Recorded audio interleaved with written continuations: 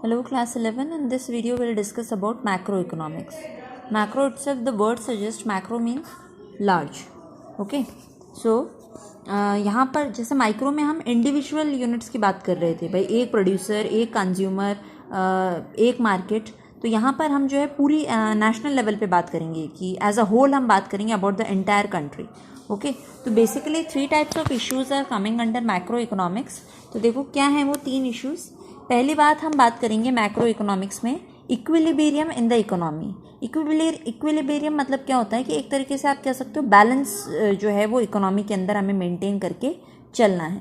अब बैलेंस किन चीज़ों के बीच में, एग्रीगेट डिमांड और एग्रीगेट सप्लाई के बीच में जो है बैलेंस होना चाहिए। अब we know what is demand and we know what is supply, but what is this aggregate demand. Aggregate demand का मतलब होता है कि जब आप पूरी इकोनॉमी के अंदर ऑल टुगेदर कितने गुड्स और सर्विसेज की डिमांड है, जब आप पूरा सम टोटल ले रहे हो, that is known as aggregate demand. Similarly for supply also, पूरी इकोनॉमी में कितने गुड्स एंड सर्विसेज की सप्लाई हो रही है, that is known as aggregate supply.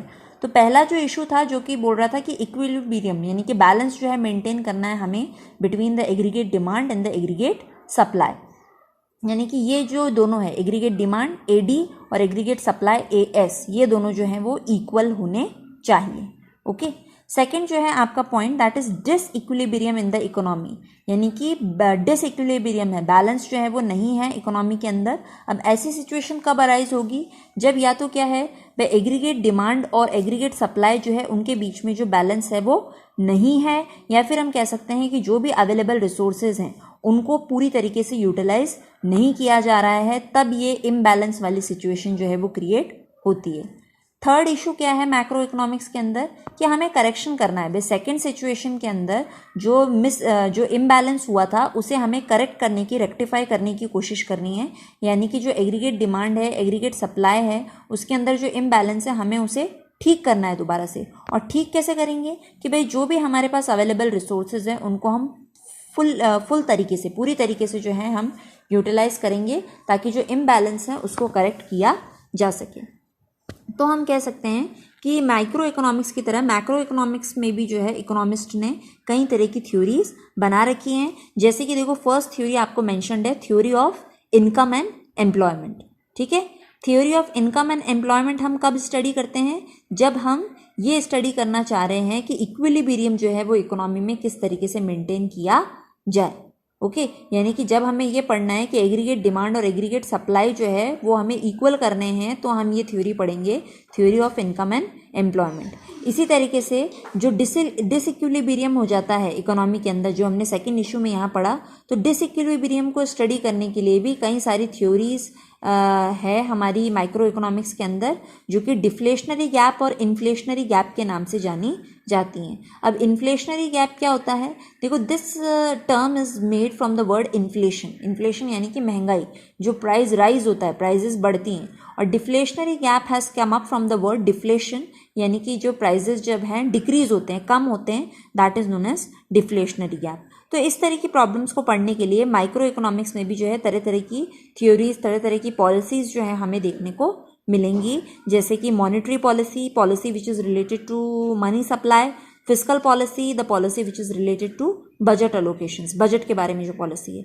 तो इस टाइप के अलग अलग पॉलिसीज़ और अलग अलग थ्योरीज आप मैक्रो इकोनॉमिक्स के अंदर भी पढ़ेंगे।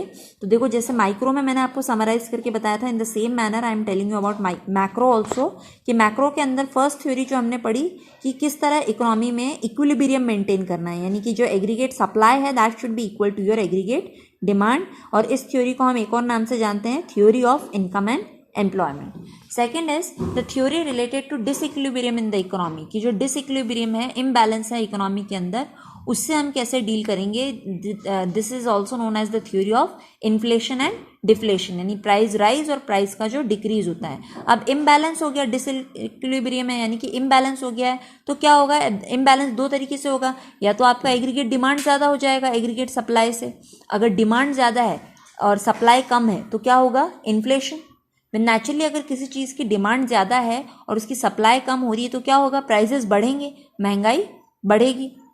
और जैसे आप अभी सैनिटाइज़र का एग्जांपल ले सकते हैं कि नाउ डेज ड्यू टू कोविड-19 सैनिटाइज़र्स की जो डिमांड है वो एकदम से बहुत ज़्यादा राइज हो गई है, तो उसकी वजह से उनके प्राइजेस जो हैं वो इंक्रीज हो गए बहुत ज़्यादा, तो that is an example of inflation.